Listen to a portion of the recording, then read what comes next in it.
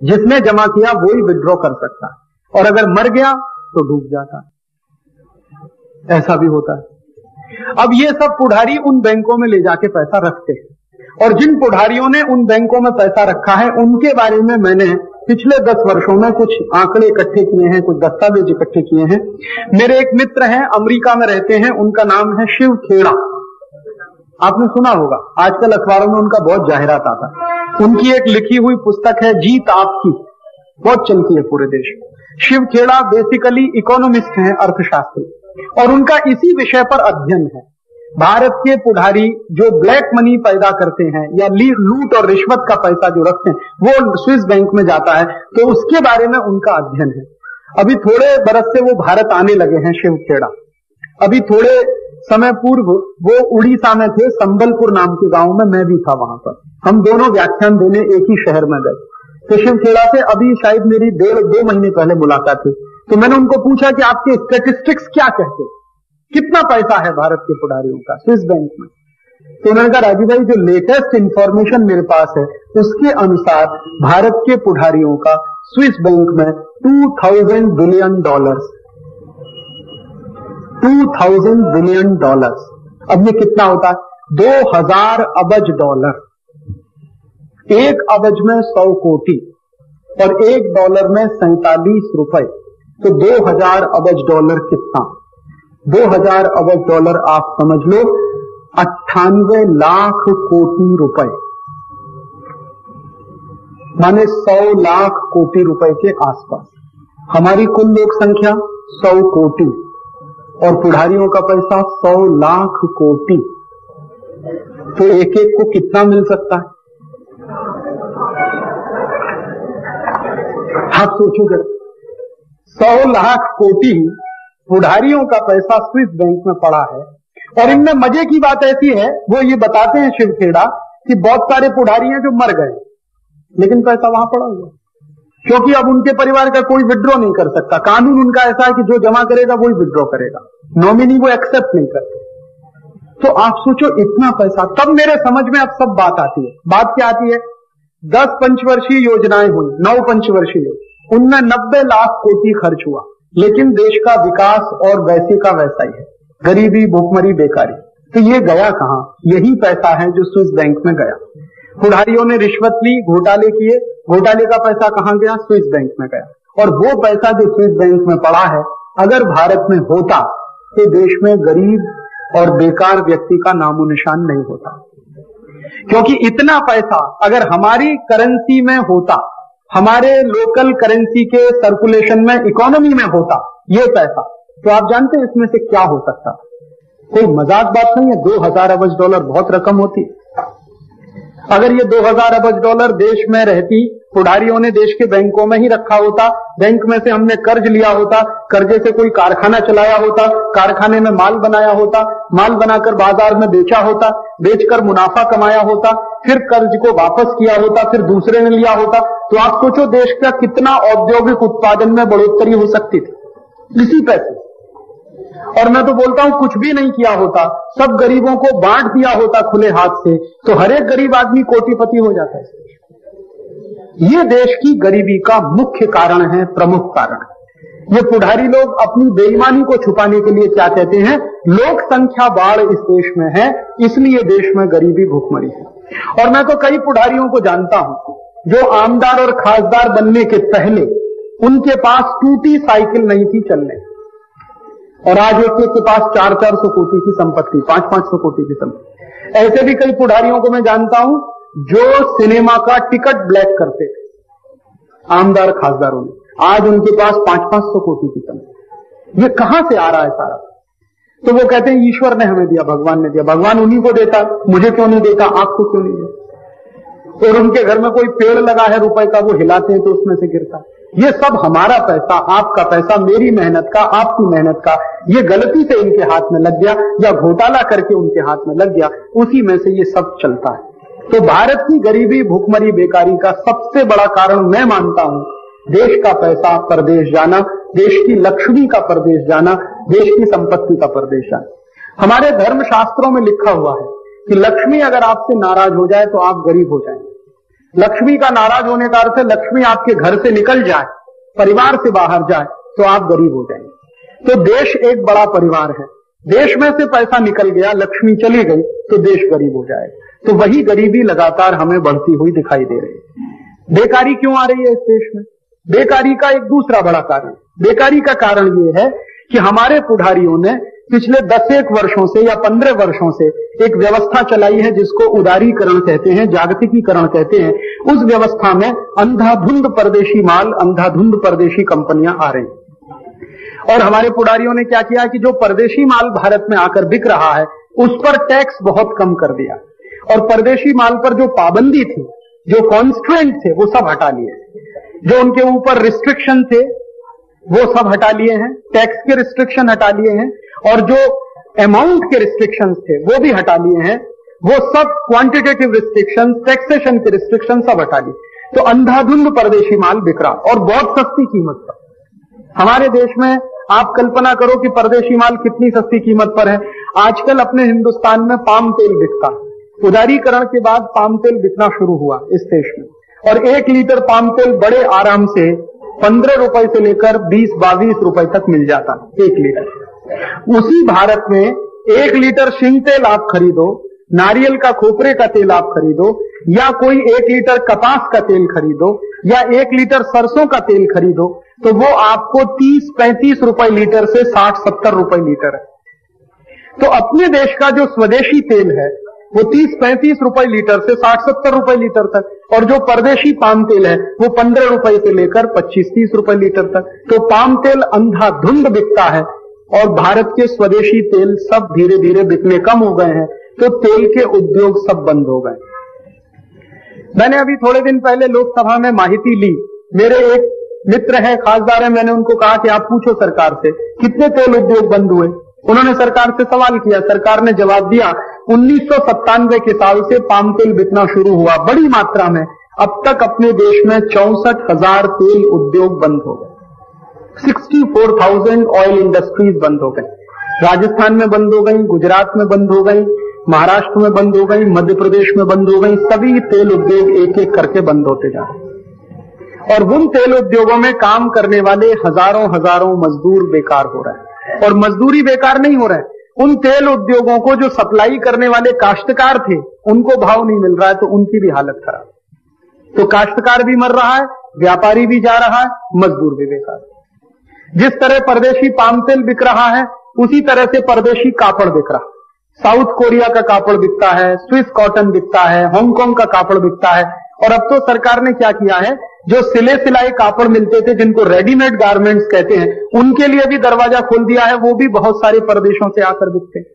पहले अपने देश में रिस्ट्रिक्शन था कि सिले सिलाई कापड़, रेडीमेड गारमेंट्स परदेशी कंपनी नहीं बेचेगी, उसको भारत की ही कंपनियां बेच सकती। अब उदारीकरण के नाम पर उसको पूरा खोल दिया, तो सिले सिलाई कापड़ भी प्रदेशों से आकर बिकते हैं। गंजी बिकती है, अंडरवियर बिकता है, ब्रेसियरीज बिकती है, ढेर सारे कापड़, पेंट बिकती है, टी शर्ट बिकती है, बहुत सारे पेंटलून और तमाम कंपनियों के नाम से बिकते हैं। उनकी वजह से क्या हो रहा है, अपने देश के छोटे छोटे हजारों उद्योग बंद हो रहे हैं जो रेडीमेड गारमेंट्स बनाते हैं, और कापड़ मिलें भी बंद हो रहे हैं। परदेशी कापड़ जब से बिकना शुरू हुआ तब से भारत सरकार ऐसा कहती है 350 कापड़ मिलें तो बंद हो गई। मुंबई में, महाराष्ट्र में, अहमदाबाद में बंद हुई, बड़ोदरा में बंद हुई, सूरत में बंद हुई, और मिलें बंद हो रही हैं, उसके साथ साथ लूम्स बंद हो रहे हैं, पावर लूम्स जिनको आप कहते हैं। अकेले मुंबई शहर में भिवंडी गांव में आप जाइए, 3 लाख पावर लूम्स बंद पड़े हैं। पूरा भिवंडी का सत्यानाश हो। मैं अभी थोड़े दिन पहले कोल्हापुर जिले के एक गांव में गया, उसका नाम है इचल करंजी। इचल करंजी में 60,000 लूम्स चलते थे, अभी उनमें से मुश्किल से 2-3 हजार चल रहे हैं, बाकी सब बंद। इचल करंजी की याद। सूरत में 98,000 लूम्स बंद है, अहमदाबाद में बंद है। और जो पावर लूम्स पे दिन में 3-3, 4-4 मजदूर काम करते थे, अब वो पावर लूम्स की मशीनें कौड़ी के भाव मिलती हैं, किलो के भाव से, भंगार के भाव से मिल रही। पूरा कपड़ा उद्योग का सत्यानाश है। और आप जानते हैं कि भारत में यही एक कापड़ उद्योग है जो सबसे ज्यादा रोजगार देता है, और उसी की तबाही और बर्बादी सबसे ज्यादा। फिर ऐसे ही परदेशी सीमेंट बिक रहा है, परदेशी लोहा बिक रहा है, परदेशी केमिकल्स मिल रहे हैं, परदेशी इलेक्ट्रॉनिक्स के सामान मिल रहे हैं, धीरे धीरे सब भारत के कारखाने बंद होने के कगार पर हैं। अब तक कितने कारखाने बंद हुए हैं कुल मिलाकर? तो सरकार ऐसा कहती है पावर लूम्स की संख्या को अगर अलग कर दिया जाए तो जो इंडस्ट्रीज बंद हुई है पूरे देश में उनकी संख्या 4,64,000 स्मॉल स्केल, और काम करने वाले उसमें करोड़ों मजदूर बेकार हो गए। अब जब ये बेकारी बढ़ी है तो इस बेकारी का एक दुष्परिणाम निकला, और वो दुष्परिणाम क्या निकला कि जैसे जैसे किसी देश में बेकारी बढ़ती है वैसे वैसे देश में डिमांड कम होने लगती है, मांग कम होती है मार्केट। क्यों? जो परिवार बेकार है, जो आदमी बेकार है, उसके पास कुछ पैसा नहीं है तो बाजार में कुछ खरीद नहीं सकता, तो उसकी क्रय शक्ति खत्म होती है, और जब उसकी क्रय शक्ति खत्म होती है तो वो सामान खरीदना कम कर देता है, सामान बिकना कम होता है, और जब सामान नहीं बिकता है तब हम कहते हैं मंदी चल रही है। वही भयंकर मंदी इस समय देश में चल रही है। आप में से बहुत सारे व्यापारी भाई यहां बैठे होंगे, आप जानते हैं कि कितनी भयंकर मंदी। लोग कहते हैं कि ऐसी मंदी हमने कभी देखी नहीं, सुनी नहीं। पिछले 50 वर्षों में ऐसी मंदी लोगों ने देखी और सुनी नहीं। फिर कई लोगों को मैं पूछता हूं कि भाई ये मंदी क्यों है, तो कोई लोग ऐसा भी कहते हैं कि अंतर्राष्ट्रीय स्तर पे मंदी है, अमेरिका में मंदी है, यूरोप में मंदी है। अमेरिका और यूरोप में मंदी और भारत में मंदी दोनों अलग अलग है। अमेरिका और यूरोप में मंदी का कारण है सरप्लस प्रोडक्शन, यहां मंदी का कारण है लोगों की भयंकर बेकारी, जिससे हुआ है परचेसिंग कैपेसिटी कम, वो मंदी का कारण। फिर कई लोग कहते हैं कि अमेरिका यूरोप की मंदी का भारत पर असर है, तो मैंने एक बार पूछा कि क्या असर हो सकता है? हमारा एक्सपोर्ट तो कुछ है नहीं अमेरिका यूरोप में।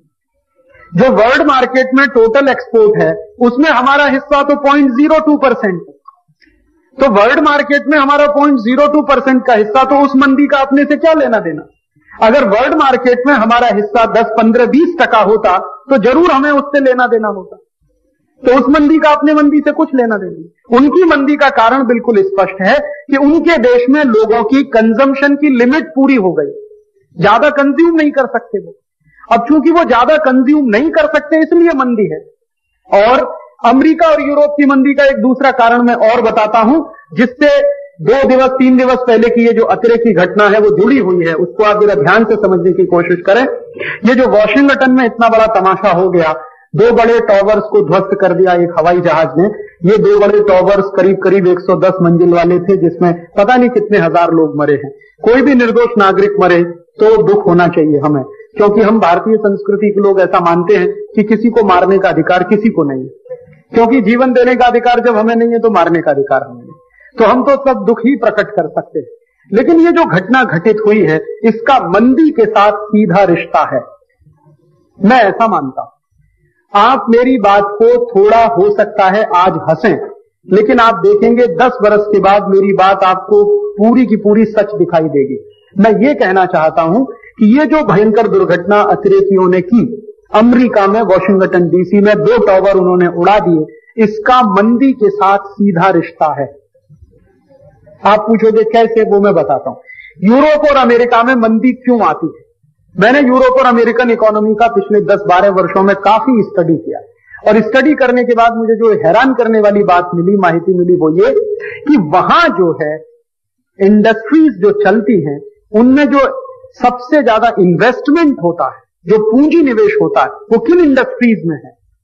हाईएस्ट इन्वेस्टमेंट अमेरिका में वॉर इंडस्ट्री में है। वॉर इंडस्ट्री माने युद्ध के उद्योग, युद्ध के उद्योग माने हथियार बनाने वाली बड़ी बड़ी कंपनियां। मैं कुछ नाम लेता हूं आपको। एक बहुत बड़ी कंपनी है रेथियोन कॉरपोरेशन, हजारों अबज डॉलर के हथियार हर साल बनाती है, अमेरिका की सबसे बड़ी कंपनी है हथियार बनाने वाली। दूसरी नंबर की जो कंपनी है अमेरिका की, एक्सॉन, हथियार बनाने वाली दूसरे नंबर की सबसे बड़ी कंपनी। तीसरी अमेरिका की कंपनी है फोर्ड। आपको जानकारी है कि फोर्ड कार बनाती है। कार बनाना तो छोटा सा धंधा है उसका, जो कुल धंधा है उसके 5% में वो कार बनाते हैं। 95% इन्वेस्टमेंट उनका वॉर इंडस्ट्री में है, फोर्ड का। उससे भी बड़ी एक अमेरिकन कंपनी है GM, general Motors. General Motors के बारे में आपको माहिती है कि यह भी कार बनाती है। कार बनाती है, लेकिन कार बनाना उनका संपूर्ण बिजनेस नहीं है, उनका बड़े बड़े मिसाइल बनाने का बिजनेस। तो रेथियोन है, फोर्ड है, जीएम है, एक्सॉन है। ऐसी मैंने अमेरिका की 50 कंपनियों की एक यादी बनाई है, और उन 50 कंपनियों का एक साल का हथियार बनाने का जो कुल खर्चा है वो दुनिया के 150 देशों के बजट से ज्यादा। इतना भयंकर उनके यहां वॉर इंडस्ट्री है। मैक्सिमम इन्वेस्टमेंट अमेरिका में वॉर इंडस्ट्री में है, हथियार उद्योग कहते हैं उसको वहां। और अमेरिका में उसको सैटेलाइट इंडस्ट्री कहते हैं। सैटेलाइट इंडस्ट्री माने मुख्य उद्योग। सैटेलाइट का अर्थ ये उपग्रह ही नहीं होता, सैटेलाइट का एक अर्थ होता मुख्य, सबसे केंद्र।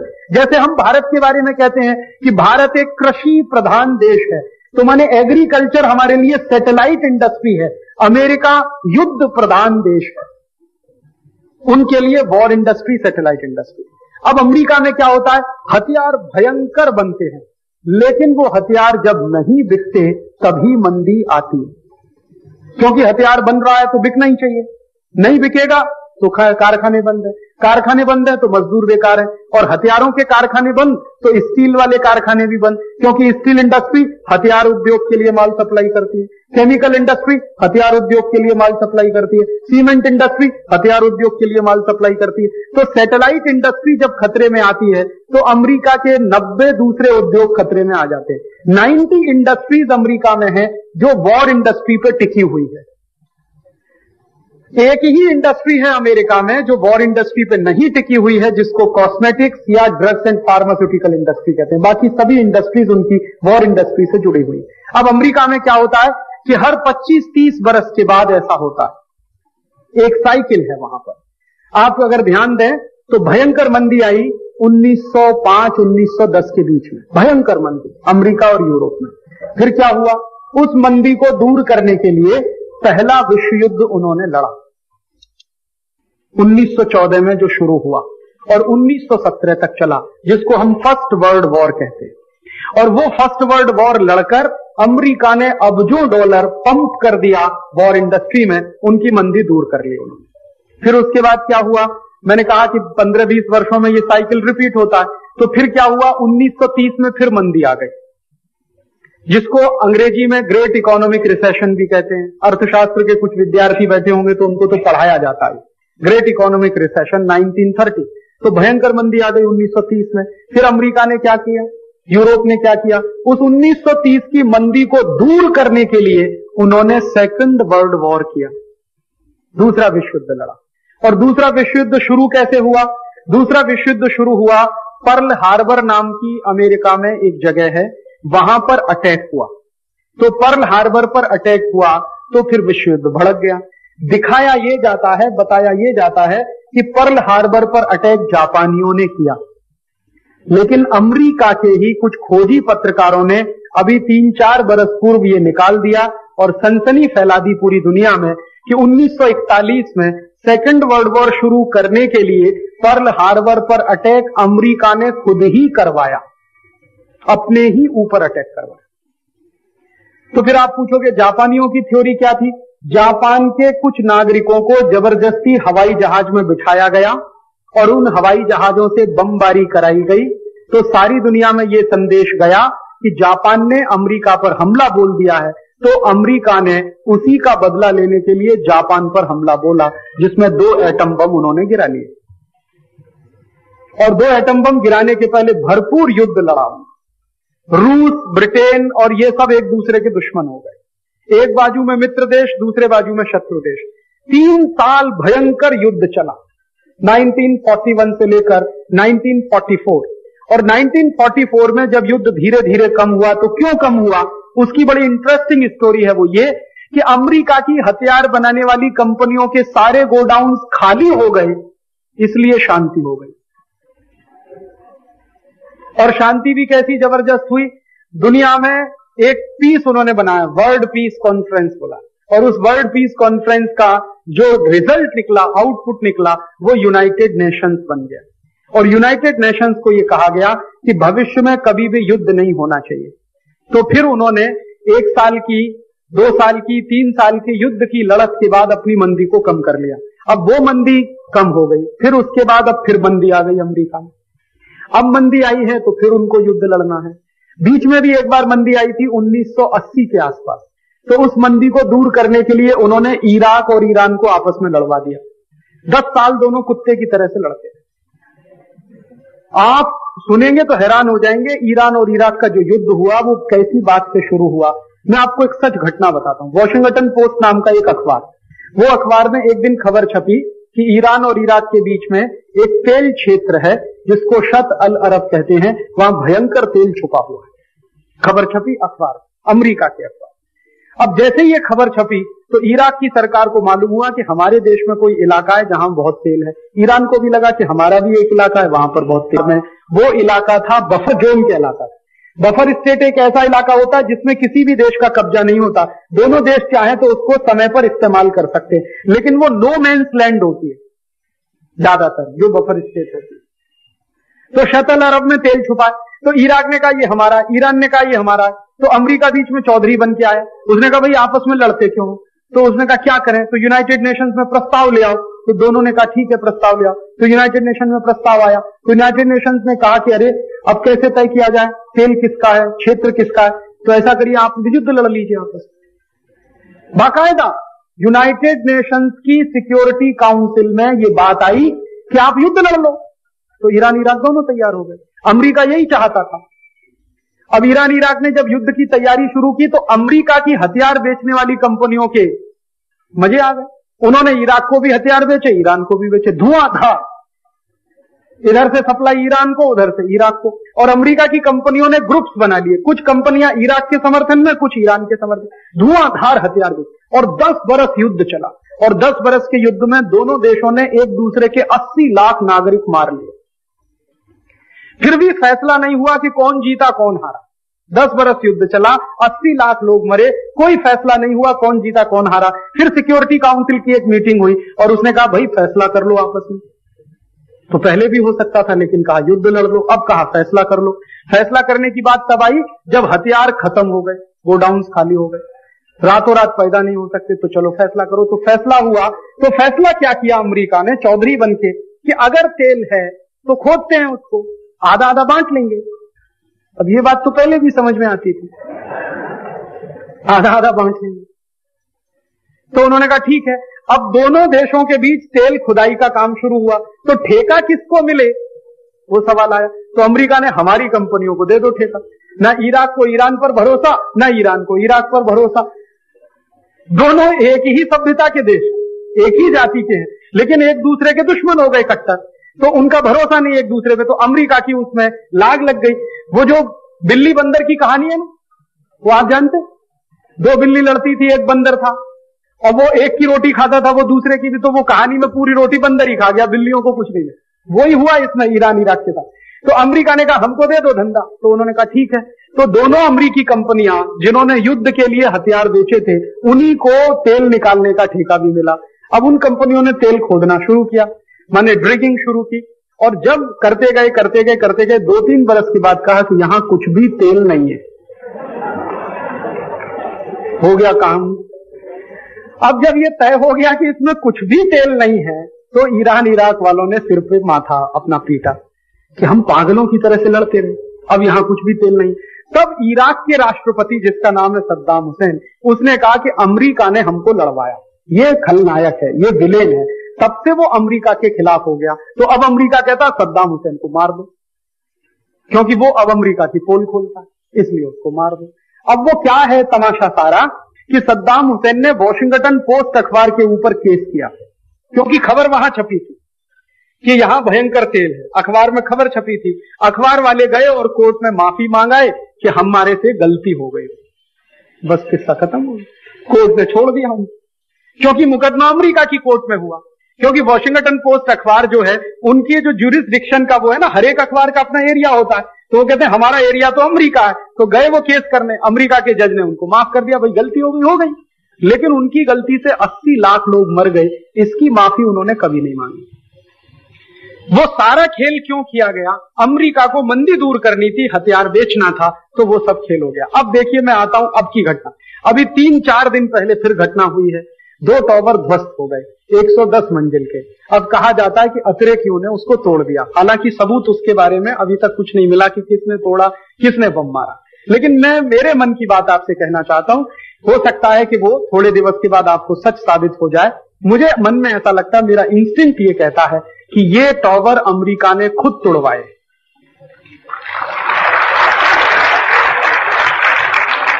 आप पूछोगे क्यों तोड़वाए? मैं आपको 3 प्रश्न रख रहा हूं और आप उन पर ध्यान से सोचें। सबसे पहला प्रश्न ये है कि जिन टॉवरों को तोड़ा गया उसके लिए जहाज अपहरण किए गए। अमेरिका का एक हवाई अड्डा बोस्टन, अमेरिका का दूसरा हवाई अड्डा लॉस एंजलिस और अमेरिका का तीसरा हवाई अड्डा जिसको वॉशिंगटन डीसी। वो ये कहते हैं कि बोस्टन से जहाज अपहृत हुआ, लॉस एंजलिस से अपहृत हुआ। ये दोनों ही ऐसे हैं जहां भयंकर सिक्योरिटी है, परिंदा पर नहीं मार सकता। मजाल क्या कि एक चिड़िया वहां पर ऐसी फटक जाए, बोस्टन और लॉस एंजलिस दोनों, और वहां से 4-4 जहाज अपहृत हो गए और 1 घंटे तक पता ही नहीं चला। अमेरिका में सिक्योरिटी का सिस्टम ऐसा है कि जहाज अपहरण होने के 15-17 मिनट में खबर मिल जाती है कि उसका अपहरण हो गया, 1 घंटे तक खबर ही नहीं। अच्छा, और जो जहाज अपहृत हुए वो अपहरण के बाद सीधे जाकर टकराए। 1 घंटे तक उन्होंने उड़ान भरी और 1 घंटे उड़ान भरी सिर्फ अमेरिका की एयर स्पेस, और दूसरे देश में नहीं गए वो। आप जरा ध्यान दीजिए, अमेरिका के ही एयर स्पेस में वो 1 घंटे उड़ते रहे। तो नीचे ये रडार पर बैठने वाले लोगों को क्या सांप सूंघा हुआ था उससे? ये जो रडार पर लोग बैठते हैं उनको 1-1 सेकंड की खबर रहती है। आप जानते हैं जहाज उड़ता है तो वहां के कुछ नियम हैं। जहाज जब उड़ता है ऊपर स्पेस में तो उसकी रोड्स होते हैं, जैसे हमारे यहां सड़क के होते हैं ना, सड़क का नियम है, एक सड़क पर एक कार चल रही है दूसरे, वहां क्या केव्स होती है, गुफाएं होती है। इस स्पेस में केव्स बनाई जाती हैं, गुफाएं, और हर एक जहाज के लिए एक गुफा निर्धारित होती है। वो उसी गुफा में जाएगा, उसके ऊपर नहीं जा सकता, नीचे नहीं जाएगा। और फिर उसको अगर अपना पाथ चेंज करना है तो नीचे पहले टावर पर, कंट्रोल टावर पर वो मैसेज देगा कि मुझे मेरा पाथ चेंज करना है, तो नीचे से ऑर्डर मिलेगा कि करो, तब वो एक गुफा छोड़कर दूसरे में जाता है, दूसरे से तीसरे में जाता है, तीसरे से चौथे में, या ऊपर से नीचे आता है। ये सब नीचे कंट्रोल टावर से रहता। आप जरा ध्यान देना। और अमेरिका के लोग कहते हैं कि हमारा सिस्टम दुनिया में हाईली एफिशिएंट है, कंट्रोलिंग सिस्टम उनका बहुत एफिशिएंट है, इसमें कोई दो राय नहीं। तो उनके कंट्रोल टावर में बैठे हुए हर आदमी को मालूम, हर आदमी को मालूम कि जहाज उड़ा है और उड़कर गया है। और वो जाकर फिर देखिए आप कि एक जहाज जो टकराया, जिसका दृश्य आपने बार बार देखा है, मैंने तो एक ही बार देखा, उसने 270 पे टर्न किया, ऐसे एक तरफ जा रहा है और 270 टर्न किया। इतना टर्न जो है कोई बहुत ही मशहूर या बहुत एक्सपर्ट पायलट ही ले सकता, आतंकवादी तो सवाल ही नहीं उठता कर ले, कोई अतिरेकी उसको टर्न करा ले, प्रश्न ही नहीं उठता। वो टर्न जो है बहुत व्यवस्थित लिया गया, और बहुत व्यवस्थित टर्न के बाद वो जा रहा था वॉशिंगटन डीसी व्हाइट हाउस की तरफ। 270 टर्न लेके वो घुस गया पेंटागन में। और मैं आपको पेंटागन की बात बताऊं, पेंटागन है डिफेंस मिनिस्ट्री, वहां पर बम्स और गन्स लगे रहते हैं हमेशा। वहां पे 4 गन्स हैं चारों तरफ दिशाओं, 4 उनके मेजर वो हैं एंट्री पॉइंट, चारों तरफ गन्स हैं, और वो गन्स ऑटोमेटिक हैं, और वो गन्स की जो मार है वो 2.5 किलोमीटर ऊपर तक है। वो गन्स क्या होता है, जैसे ही कोई जहाज पेंटागन के आसपास आया वो अपने आप चालू हो जाती है और मार देती है वहीं आकाश में। तो वो गन्स क्या कर रही थी भाई, और एक नहीं, चारों एक साथ फेल हो गई। मान सकते हैं 1 फेल हो गई, 2 फेल हो गई, 3 फेल हो गई, 4 फेल हो गई। चारों गन्स अगर फेल हो गई तो फिर अंदर के जो अधिकारी बैठे थे उन्होंने ठीक क्यों नहीं किया उनको? क्योंकि ये तो सिक्योरिटी का मामला। और सबसे मजे की बात जो हैरान करती है मुझको और आप सबको, शायद आप सोचें कि भाई अगर ये अटैक हो रहा था तो टीवी वाले कैसे पहुंच गए? कहां से पहुंचे टीवी? आप ध्यान दो, पहले जहाज की रिकॉर्डिंग बराबर है और दूसरे की तो खैर है ही। तो इसका अर्थ यह है कि पहला जहाज अटैक करने जा रहा है तो टीवी वालों को मालूम था, वो कैमरा लेके तैयार बैठे थे। और दूसरा जहाज उसके 10 मिनट के बाद आया, तब तो खैर मालूम ही होगा उनको। दोनों ही रिकॉर्डिंग बिल्कुल साफ साफ है। अगर पहले जहाज के टकराने की रिकॉर्डिंग नहीं होती तो मैं मान लेता कि ये कुछ घोटाला है, गड़बड़, लेकिन पहले जहाज की बराबर रिकॉर्डिंग है। पहला जहाज स्ट्राइक कर रहा है वो दिख रहा है, दूसरा भी स्ट्राइक कर रहा है वो भी दिख रहा है, और तीसरा वो पेंटागन का तो खैर है ही। तो ये सब बहुत सोचे समझे गए प्लॉट के साथ हुआ, बहुत सोच समझ के हुआ, ये अचानक से कुछ भी नहीं हुआ। मैं इसको एक्सीडेंट नहीं मानता, मैं इसको सोचा समझा गया अमेरिका का एक्सपेरिमेंट मानता।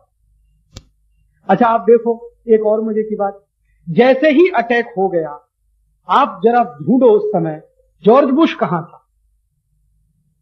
वॉशिंगटन डीसी में था ही नहीं, फ्लोरिडा में। फ्लोरिडा बहुत दूर है वहां। क्यों था फ्लोरिडा में, क्या काम था उसको? तो कहते छुट्टी मनाने गया। तो अभी महीने भर पहले छुट्टी मना के लौटा था, क्या हर महीने छुट्टी पे जाता? जॉर्ज बुश महीने भर पहले 21 दिवस की छुट्टी मना के लौटा, फिर महीने चला गया क्या? तो काम नहीं करता इसका माने, हर महीने छुट्टी लेता रहता। तो कहा गया कि वो छुट्टी मनाने फ्लोरिडा गया हुआ। अच्छा फ्लोरिडा नहीं गया हुआ, मेरा ऐसा अनुमान है जो चूक गया वो ये कि जॉर्ज बुश की प्लानिंग या अमेरिका की प्लानिंग ये थी कि व्हाइट हाउस को अटैक कराना, इसलिए उसने व्हाइट हाउस खाली कर दिया था पहले ही। जॉर्ज बुश तो छुट्टी पे गया मान लिया, लेकिन जॉर्ज बुश के सब कर्मचारी भी नहीं थे, व्हाइट हाउस खाली था क्योंकि तैयारी थी अटैक कराने की। और व्हाइट हाउस को अटैक कराने का अर्थ क्या है? अमेरिका देखिए और यूरोप, मैं आपको इनकी एक विशेषता बताता हूं। ये लोग ऐसे हैं जो दुनिया में कोई भी काम करते हैं तो पहले लेजिटिमेसी सिद्ध करते हैं कि ये बिल्कुल लेजिटिमेट है, हम जो कर रहे हैं वो बिल्कुल सही कर रहे हैं। तो लेजिटिमेसी सिद्ध करने में बड़े बड़े प्लॉट रचते हैं, बड़े बड़े वहां पे काम होते हैं। तो पर्ल हार्बर की लेजिटिमेसी सिद्ध करने के लिए जापानियों को बिठा लिया प्लेन में और खुद से अटैक किया खुद के ऊपर। तो सारी दुनिया को लगा कि जापान ने अटैक किया, तो पूरी दुनिया जापान के ऊपर फिल गई। बाद में उनको गलती हुई कि हमसे गलती हो गई। और अब पर्ल हार्बर के बारे में अमेरिका के सब लोग मानते हैं, वहां के हिस्टोरियन भी कहते हैं कि वो भाई हमारा ही अटैक था हमारे ऊपर। क्यों? क्योंकि हमें लगता था कि वो जरूरी है, सेकेंड वर्ल्ड वॉर नहीं होता तो हम तो मंदी दूर नहीं कर पाते। तो सेकेंड वर्ल्ड वॉर की मंदी दूर करने के लिए पर्ल हार्बर का अटैक, और अभी थर्ड वर्ल्ड वॉर होने जा रहा है क्योंकि मंदी फिर आई है, उसकी ये पूर्व भूमिका है और तैयारी है। अब इस भूमिका में अमेरिका अकेले नहीं लड़ना चाहता। अमेरिका क्या चाहता है? दुनिया के सब देश उसके साथ आ जाए। नाटो नाम का एक ग्रुप है, नॉर्थ अटलांटिक ट्रीटी ऑर्गेनाइजेशन, उसमें 17-18 देश हैं। अमेरिका ये चाहता है कि ये सब मेरे साथ हैं। क्यों चाहता है? क्योंकि अमेरिका ये कहता है और मानता भी है कि मैं अकेले लड़ूंगा तो हथियारों की खपत कम होगी, एक ही आर्मी तो लड़ेगी। अब नाटो मिलके लड़ेगा तो 18 गुनी बढ़ जाएगी। और मजे की बात उनकी क्या है कि अमेरिका के राष्ट्रपति जॉर्ज बुश ने पिछले 2-3 दिन में एक ही अभियान किया है, वो ये कि अपनी संसद में रातों रात $40 अरब का बजट पारित कराया है स्ट्राइक करने के लिए, माने हमला बोलने के लिए। और हमला बोलना कहां है? अफगानिस्तान पे बोलना है, सूडान पे बोलना है, लीबिया पे बोलना है। उनका टारगेट पहले से फिक्स, अफगानिस्तान पे हमला बोलेंगे, लीबिया पे बोलेंगे और ये सूडान पे बोलेंगे। और अगर लग गया हाथ तो फिलिस्तीन पे भी बोल सकते हैं या एक आध किसी और देश पे बोलेंगे। तो उनका भूमिका यह है कि पोलराइजेशन हो जाए दुनिया में, क्रिश्चियनिटी वर्सेस इस्लाम, ये वो चाहते हैं। इस्लाम एक तरफ हो जाए, इस्लामिक देश एक तरफ हो जाए, क्रिश्चियन देश एक तरफ हो जाए, दोनों मिलकर लड़ें और अच्छे से युद्ध हो तो मंदी दूर हो जाएगी। और मैं आपको बताता हूं इस युद्ध का कोई नतीजा नहीं निकलेगा, क्योंकि दोनों युद्धों का कोई नतीजा नहीं निकला, ना सेकंड वर्ल्ड वॉर का ना first world war. Second world war खत्म हुआ, उसके बाद फिर शांति की बात करनी पड़ी, समझौता करना पड़ा। सेकंड वर्ल्ड वॉर के पहले फर्स्ट वर्ल्ड वॉर में भी यही हुआ, अभी फिर वही हो सकता है 2-3 महीने 4 महीने या हो सकता है साल भर युद्ध खिंच जाए, साल भर युद्ध के बाद फिर समझौता हो। क्योंकि मेरी ऐसी मान्यता है कि दुनिया का कोई भी राष्ट्र किसी दूसरे राष्ट्र को संपूर्ण नहीं मिटा सकता। जब सेकंड वर्ल्ड वॉर में आप नहीं मिटा पाए तो अभी क्या मिटा लेंगे? लेकिन इससे तबाही बहुत भयंकर हो सकता है 1-8 करोड़ लोग मारे जाए या उससे भी ज्यादा मारे जाए, भयंकर तबाही हो। और इनको कोई दर्द नहीं है तबाही होने का, उनको लगता है कि उनका काम पूरा होना चाहिए। और इसमें जब तबाही होगी तो आप जान लीजिए हम और आप भी नहीं बच पाएंगे। ऐसा हम मानकर बैठे हों कि अफगानिस्तान पर अटैक होगा, गलती से कोई मिसाइल दिल्ली की तरफ मुड़ गई तो क्या हो? क्योंकि हो चुका है कई बार। मैं आपको एक सच्ची घटना बताता हूं। अभी अमेरिका ने अफगानिस्तान पर थोड़े समय पहले हमला किया था, गलती से उनकी एक मिसाइल चाइना के उनके उसमें चली गई थी, एम्बेसी ऑफिस तोड़ दिया था पूरा ऑफिस, मर गए थे उसमें कई चाइना। अमेरिका ने बाद में माफी मांगी। तो इसका तो कोई भरोसा नहीं है, कितनी ही गाइडेड मिसाइल्स हो कंप्यूटर प्रणाली काम करना बंद कर दे तो कहीं का कहीं जाके टकराते, और क्या तबाही कर सकती है आप उसकी कल्पना कर सकते हैं। और अगर किसी मिसाइल में केमिकल वेपन्स उन्होंने लगा दिए तो तबाही तो और भयंकर होगी, क्योंकि अमरीकियों का तो चरित्र ऐसा है। वियतनाम में वॉर हुआ था, आप सबको शायद याद होगा जितने बड़े लोग हैं, तो वियतनाम में इन्होंने लाखों लोगों को केमिकल वेपन से मारा था, लाखों लोगों। बाद में यह भी माना था हमसे गलती हुई थी, क्योंकि निर्दोष लोग बहुत मारे गए थे। तो जब भी युद्ध होता है निर्दोष लोग ही मारे जाते हैं। अब अमेरिका क्या कहता है, ओसामा बिन लादेन हमें चाहिए। भाई तुमको ओसामा बिन लादेन चाहिए तो ओसामा बिन लादेन लाने के रास्ते बहुत सारे हैं, युद्ध लड़ने का ही एक रास्ता थोड़ी है। ओसामा बिन लादेन को पकड़ के अमेरिका ले जाने के लिए बहुत सारे तरीके, आप कोई भी तरीका इस्तेमाल कर सकते हैं। लेकिन अमेरिका चाहकर भी ओसामा बिन लादेन को अरेस्ट नहीं कर रहा, क्योंकि लड़ना तो उसी से है ना। अब दुश्मन को ही अरेस्ट कर लेंगे फिर लड़ाई किससे लड़ेंगे। ऐसे ही सद्दाम हुसैन की बात चली थी, तो सद्दाम हुसैन को पकड़ने के 50 तरीके थे, लेकिन उन्होंने कोई तरीका नहीं अपनाया। सद्दाम हुसैन को जिंदा छोड़ा ताकि लड़ने के लिए कोई तो रहे सामने। तो सद्दाम हुसैन भी जिंदा रहेगा, ओसामा बिन लादेन भी जिंदा रहेगा और युद्ध चलता रहेगा ताकि उनके हथियार बिकते रहे। तो मेरी ऐसी मान्यता है कि इस समय अमेरिका और यूरोप के देशों ने अपनी आई हुई भयंकर मंदी को दूर करने के लिए वही खेल खेला है जो 1945 में उन्होंने खेला था। और 10 बरस के बाद हो सकता है कि वही बात फिर सामने निकल कर आए, जैसे अभी पर्ल हार्बर की बात सब सामने आ गई निकल कर कि हाँ हमने अपने ही ऊपर अटैक किया था क्योंकि हमें उसकी जरूरत थी। अच्छा, मैं आपसे एक बात और कहता हूं जो मुझे परेशान करती। जॉर्ज बुश का चेहरा देखा है आपने पिछले 3-4 दिन? जॉर्ज बुश जो वहां का प्रेसिडेंट है, उसका चेहरा आप देखिए, कुछ लगता है आपको उसके चेहरे? कहीं से भी कुछ लगता है? किंचित मात्र एक लकीर दिखाई देती है उसके माथे पे कि कुछ गड़बड़, मजे में है एकदम।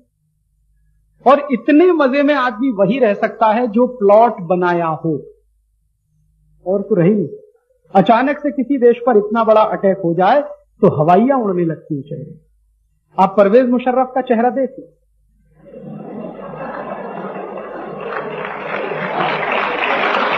हवाइयां उड़ रही हैं उसके साथ। ऐसा लग रहा है परवेज मुशर्रफ को कि कहीं मेरे ही ऊपर तो हमला नहीं हो रहा। तो आप परवेज मुशर्रफ का चेहरा देखिए, एकदम सूख गया है। मेरी कल्पना ऐसी थी कि यह चेहरा जॉर्ज बुश का भी होना चाहिए था, क्योंकि जिस देश में अचानक से हजारों लोग मर गए हैं वहां के राष्ट्रपति को तो वो होना ही बहुत कम।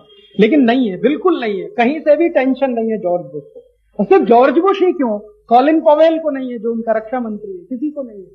और ये सब जो हैं मान कर बैठे हैं कि अभी 1-8 हफ्ते में युद्ध हमें शुरू करना है, उसकी भूमिका बना रहे हैं। अब भूमिका एक ही बन रही है कि ज्यादा से ज्यादा देशों को साथ ले लें, तो इसमें फायदा पता है क्या होगा? नाटो जब साथ में आएगा तो युद्ध का खर्चा बराबर बांटा जाएगा, नहीं तो अमेरिका के ऊपर ही पूरा बोझ आ जाएगा। अमेरिका बहुत चालाक है, आप चाहे अमेरिका अकेले अटैक कर सकता, कोई मुश्किल थोड़ी है। अफगानिस्तान को अटैक करना अमेरिका के लिए तो मुश्किल नहीं है, क्योंकि अफगानिस्तान उनके टक्कर का देश है। लेकिन अमेरिका नहीं चाहता कि वो अकेले अटैक करे, वो क्या कहता है, सबको मेल जोल कर अटैक करो। तो मेल जोल से अटैक की क्या होगा कि अटैक करने का मान लो $200 अरब का खर्चा आया, तो नाटो के 18 देश हैं, सब में बराबर बराबर बढ़ जाएगा। तो अमेरिका का अपना खर्चा कम होगा और हथियार उनके मैक्सिमम बिकेंगे, क्योंकि हथियार नाटो में कोई नहीं बनाता सिवाय अमेरिका के। एक ही देश है जो हथियार बनाता है, अमेरिका। बाकी नाटो के जितने भी देश हैं वो उनसे लेते हैं, खरीदते हैं, तो उनकी सप्लाई होगी। अब आप देखो कि खर्चा युद्ध में जब होगा तो वापस अमेरिका में ही पहुंचेगा वो पैसा। नाटो के देश जितना भी खर्च करेंगे हथियार खरीदने में, वो जाएगा अमेरिकी कंपनियों के खाते में, तो पैसा तो अमेरिका में वापस ही आने वाला है। उसी पैसे से वो अपनी मंदी को दूर करने की योजना बनाते हैं। और जब उनकी वॉर इंडस्ट्री रेगुलेट हो जाएगी तो 90 इंडस्ट्रीज उनकी अपने आप जिंदा हो जाएंगी, तो रिसेशन उनका अपने आप दूर होगा। ये है सारी कहानी। और इस कहानी का एक पहलू और है, अमेरिका आज परेशान है कि दुनिया में आतंकवाद है। हम तो पिछले 15 साल से परेशान हैं। और अमेरिका आज परेशान है कि उनके 2 टावर में कुछ 1000 लोग मर गए, अब पता नहीं कितने मरे। वो कहते हैं कि इन दोनों टावर में 50,000 लोग काम करते थे, लेकिन उस दिन नहीं थे उतने लोग। और एक तो सवेरे अटैक हुआ तो पूरा भरे होने का प्रश्न ही नहीं है, वर्किंग आवर्स में नहीं अटैक हुआ, बहुत पहले अटैक हुआ।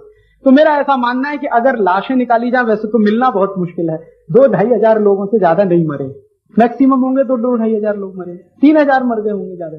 लेकिन जो 3,000 लोग मर गए हैं अमेरिका में, उसकी तुलना हम भारत से करें, हम सन 1989 से 1989 से जम्मू कश्मीर में अतिरेकियों का हमला झेल रहे हैं और 1989 से लेकर आज तक जम्मू कश्मीर के भारतीय लोग जो मरे हैं उनकी संख्या 25 से 30 हजार के बीच में, जो निर्दोष हैं, जो मारे गए अतिरेकी हमले में जम्मू कश्मीर। और ये तो 25 से 30 हजार निर्दोष लोग मारे गए। अगर आर्मी ऑफिसर्स की संख्या इसमें जोड़ ली जाए तो आतंकवाद में जो आर्मी ऑफिसर्स अपने मर गए हैं उनकी संख्या भी लगभग 5 से 7 हजार के बीच में निकलेगी। इतने ऑफिसर्स मर चुके हैं, रोज मरते हैं। कभी 6 मरते हैं, कभी 10 मरते हैं, कभी 15 मरते हैं, कभी 20 मरते हैं। कोई दिन शायद बाकी जाता हो जब नहीं मरते।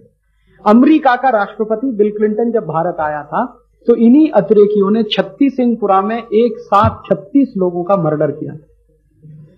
और उस समय बिल क्लिंटन को हमारे देश की सरकार की तरफ से यह कहा गया था कि देखो, आपकी आंखों के सामने जम्मू कश्मीर में छत्तीसिंगपुरा में निर्दोष लोगों को मार दिया इन अतिरेकियों ने, और सबूत हम आपको दे रहे हैं कि ये सब अतिरेकी अफगानिस्तान और पाकिस्तान से आए हैं।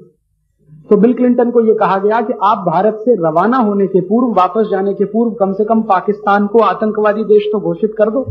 तो बिल क्लिंटन ने कहा नहीं कर सकते, क्योंकि पाकिस्तान हमारा मित्र, क्योंकि अमेरिका में कोई बड़ा हमला नहीं हुआ आतंकवादी, तो पाकिस्तान मित्र है। अब अमेरिका में हमला हो गया है और उनके 2-2.5 हजार लोग मर गए हैं, तो पाकिस्तान के राष्ट्रपति को पूछा जा रहा, भाई तुम क्या करोगे, हमारा साथ दोगे कि नहीं दोगे? और अगर नहीं देगा तो पाकिस्तान को आतंकवादी देश घोषित करेंगे। तो जब भारत के निर्दोष नागरिक मरते हैं तो अमेरिका के लोगों के पेट का पानी नहीं हिलता, उनको लगता ही नहीं है कि भारत में कोई प्रॉब्लम है। और जब हमारे देश में ये प्रॉब्लम पीक पर था, चरम पर था, जब कारगिल वॉर चल रहा था, हमारी आर्मी के जवान मर रहे थे, तो एक बड़ा प्रश्न उस समय देश के सामने था कि हम लाइन ऑफ कंट्रोल पार करें कि ना करें। हम लाइन ऑफ कंट्रोल अगर पार करते तो शायद आतंकवादियों के सारे अड्डे ध्वस्त कर देते जो लाइन ऑफ कंट्रोल के आसपास चलते हैं, और अगर वो ध्वस्त हो जाते तो कुछ दिनों तक शायद हमको शांति हो जाती। लेकिन ये अमेरिका ही था जो बार बार भारत सरकार को इंस्ट्रक्शन दे रहा था कि आप लाइन ऑफ कंट्रोल पार मत करिए, लाइन ऑफ कंट्रोल पार करेंगे तो वॉर हो जाएगा, वॉर हो जाएगा तो बहुत तबाही हो जाएगी, तबाही हो जाएगी तो एशिया में हथियारों की भयंकर बाढ़ आ जाएगी। तब हमको पाठ सिखा रहा था अमेरिका शांति का। अब जब उनके देश में अटैक हुआ है तो कहते हैं अफगानिस्तान आतंकवादी देश है, सूडान भी आतंकवादी देश है, लीबिया भी आतंकवादी देश है, और जरूरत पड़े तो पाकिस्तान को भी वो कह देंगे आतंकवादी देश। जब ये बात हम कह रहे हैं तो अमेरिका को फर्क नहीं पड़ता। अब उनके यहां खुद अटैक हुआ तो कहते हैं अब तो फर्क पड़ता। हमारे यहां एक कहावत है, जाके पैर न फटी भिवाई वो का जाने पीर पराई। जिसके पैर फटते नहीं है वो दूसरे का दर्द नहीं जानता। अमेरिका के पैर अभी फटना शुरू हुए हैं तब उनको लग रहा है कि आतंकवाद कितनी बड़ी समस्या है। हमारे पैर पिछले 12-15 साल से उसमें जल रहे हैं, फटे नहीं है, जल रहे हैं, और वो कहता है कि कोई समस्या नहीं आतंकवाद हिंदुस्तान। तो ये इनका दोहरा चेहरा आप जरा देखो, अमरीकियों का, यूरोपियन का। दुनिया के और भी देश हैं आतंकवाद से जूझ रहे हैं। आप श्रीलंका को देखो ना, क्या हालत है श्रीलंका में। Liberation Tigers of Tamil Eelam नाम का एक संगठन है, उसने जीना हराम कर रखा है वहां के लोगों को। अमेरिका को कोई तकलीफ नहीं, होता है तो होने दो। आयरलैंड में आप जाओ, इंग्लैंड के बाजू का एक देश है, आयरलैंड में जीना हराम कर रखा है वहां के आतंकवादियों ने साधारण लोगों का। अमेरिका को कोई तकलीफ नहीं। कनाडा में जाओ, भयंकर आतंकवाद अभी चालू है। लैटिन अमेरिका में तो कई देशों में आतंकवाद है, चिली में, कोस्टारिका में, कोलंबिया में, बोलीविया में, लापाज में, बहुत सारे छोटे छोटे देशों में। लेकिन वहां भी उनको कोई तकलीफ नहीं। तकलीफ उनको तब हुई है जब उनके देश में आ रहा है। वो ये मानते हैं कि हमको दर्द है तभी दुनिया को दर्द होना चाहिए, नहीं तो दुनिया के दर्द का कोई अर्थ नहीं। और मैं आपको एक और जानकारी देना चाहता हूं, वो ये कि जिन आतंकवादियों को अमेरिका मारना चाहता है वो इसी के मानस पुत्र हैं। America Osama bin Laden America का पैदा किया हुआ है, और ये जो इराक का राष्ट्रपति सद्दाम हुसैन वो भी अमेरिका का पैदा किया। ओसामा बिन लादेन कहां से आया? आसमान में से नहीं आया, अमेरिका ने उसको बनाया। कैसे बनाया? एक समय था जब अफगानिस्तान में अमेरिका और रूस की टक्कर हो रही थी कि नहीं? अफगानिस्तान युद्ध का अखाड़ा बना हुआ था, अमेरिका रूस दूसरे के खिलाफ लड़ रहे थे। तो अमेरिकियों ने क्या किया कि वहां के लोकल ग्रुप्स को पैसा देकर, हथियार देकर बढ़ावा देना शुरू किया, और उनकी ट्रेनिंग कराई CIA के लोगों से। उसी ट्रेनिंग में से एक एक्सपर्ट पैदा हुआ जिसका नाम है ओसामा बिन लादेन। तो पहले ये ओसामा बिन लादेन अमेरिका के कहने पर रशियन आर्मी के ऊपर अटैक करता रहा, और रशियन आर्मी के ऊपर अटैक होते होते रशिया ने एक दिन वहां से विड्रॉ कर लिया, तो ओसामा बिन लादेन के पास कुछ काम नहीं बचा, क्योंकि आपने जिस आदमी को बोतल में से निकाल के जिन्न बनाया वो तो वही काम करेगा। आपने उसको मारने के लिए खड़ा किया तो उसने मारा। जब रूस वहां से विड्रॉ कर गया तो ओसामा बिन लादेन के पास कुछ काम नहीं था, तो उसने उल्टे अमेरिका को मारना शुरू कर दिया। वो एक कहानी सुनिए ना भस्मासुर की, वो उनको वरदान मिल गया तो शंकर जी के सामने बड़ा संकट था कि अब इसको मारा कैसे जाए। वरदान तो दे दिया उसको कि वो मरेगा नहीं, अमर है। तो फिर ये भी कहा गया था कि वो सिर पे हाथ रखेगा तभी मरेगा, तो नाचते नाचते सिर पे हाथ रखा, फिर मारा उसको। अमेरिका का भी यही संकट कि ओसामा बिन लादेन का बोतल में से जिन्न तो इन्होंने ही निकाला था। ओसामा बिन लादेन अपने आप कुछ भी नहीं बना। और ऐसे ही सद्दाम हुसैन था, ऐसे ही कर्नल गद्दाफी है। ये जितने भी बड़े आतंकवादी लीडर माने जाते हैं आज दुनिया में, ये सब अमेरिका के प्रोडक्ट हैं।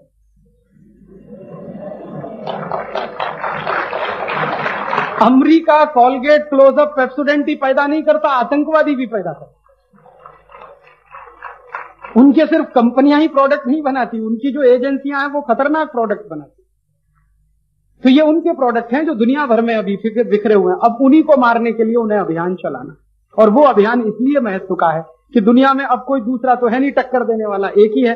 पहले रूस था तो टक्कर देता था, अब रूस खत्म हो गया तो कोई टक्कर नहीं है, तो अपना कोई दुश्मन तो खड़ा करना ही पड़ेगा ना। जब टक्कर देने वाला होता तो दुश्मन खड़ा करने की जरूरत नहीं है, जब है ही नहीं तो सामने पहले दुश्मन खड़ा करो फिर उसको मारो। इस तरह का खेल है ये सारा, और इस खेल में पूरी दुनिया को शामिल किया है। मुझे दुख इस बात का है कि हमको ये खेल जब दिख रहा है, हमारे देश के बहुत सारे लोगों को ये खेल अगर दिखने लगे तो अपने देश के बारे में हमें हमारी भूमिका तय करनी चाहिए कि भाई ऐसी परिस्थिति में हम क्या करें, हमारी भूमिका क्या होनी चाहिए ऐसी परिस्थिति। तो मेरा ऐसा मानना है कि हमारी भूमिका तो अपने देश के हित और स्वार्थ को देखकर ही तय होनी चाहिए। अमेरिका का हित और स्वार्थ हमारा नहीं हो सकता, उनका हित और स्वार्थ उनके हिसाब से, हमें हमारे इंटरेस्ट देखने पड़ेंगे अपने देश के। तो हमारे हित में, हमारे स्वार्थ में क्या है वो हमें तय करना होगा। अमेरिका अपने हित और स्वार्थ में तय करता है, वही हम तय करें, वो हमारी भूल होगी और बहुत बड़ी भूल होगी। तो एज ए नेशन, एक राष्ट्र की स्थिति में हमें इस परिस्थिति पर विचार करना चाहिए, और इस परिस्थिति पर विचार करके आप अपने अंतरात्मा की आवाज सुनिए।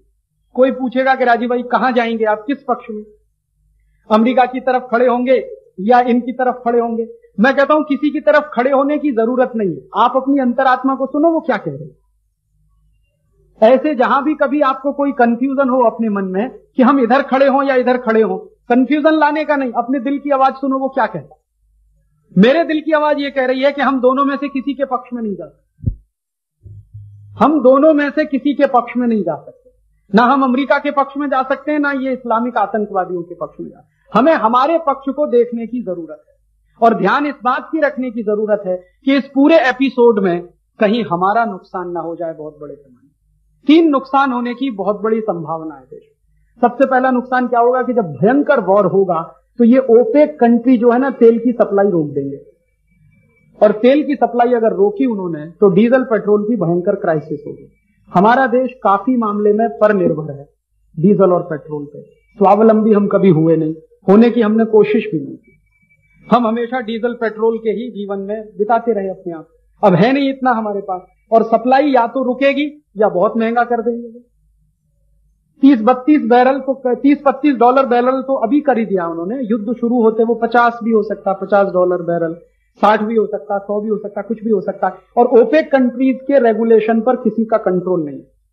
तेल पैदा करने वाले देश क्या पॉलिसी तय करेंगे आप उनको नहीं डिक्टेट कर सकते। तो सबसे बड़ा संकट देश में डीजल पेट्रोल का आएगा। तो वैसी परिस्थिति में हमारी भूमिका क्या होनी चाहिए? तो मैं आपसे एक अपील करना चाहता हूं, वो ये कि अगर युद्ध शुरू हो जाए तो आप सब लोग अपने अपने वाहन खड़े कर दें, डीजल और पेट्रोल का पूरी तरह से बहिष्कार। आप अपनी कार चलाना बंद कर दें, स्कूटर चलाना, जितने भी वाहन आप चलाते हैं जिसमें डीजल और पेट्रोल का खर्च होता है उसको करना पूरी तरह से बंद करें। तो क्या करें? साइकिल से चलें, साइकिल चलाओ अभियान चलाएं पूरे देश। और साइकिल चलाओ अभियान में कोई तकलीफ नहीं है। कोई लोग ऐसा कहते हैं कि अब तक हम गाड़ी से चले तो साइकिल से कैसे चले? गाड़ी से आप चले तो आप अब साइकिल से चल रहे हैं तो प्रमोशन ही हो रहा है आपका, डिमोशन नहीं हो रहा। आपको मैं प्रमोट कर रहा हूं। कैसे?